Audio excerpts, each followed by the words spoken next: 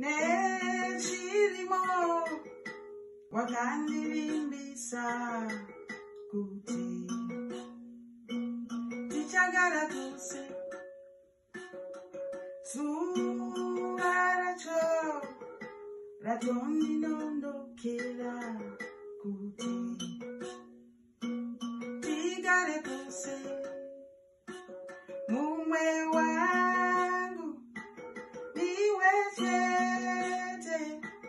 ndiwe muridzi wemoyo wangu mumwe wangu niwe chete ndiwe muridzi wemoyo wangu mamba kweza mudiwa wangu ndinotarisa mufananidzo wako ndichifunga kwauri kure kure mamba kweza mudiwa wangu ndinotarisa mufananidzo wako ndichifunga kwauri kure kure mumwe wangu niwe chete ndiwe muridzi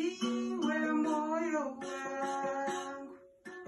karuna yemudiwa wangu ndinonzwa izwi rako ndichifunga kwauri kure kure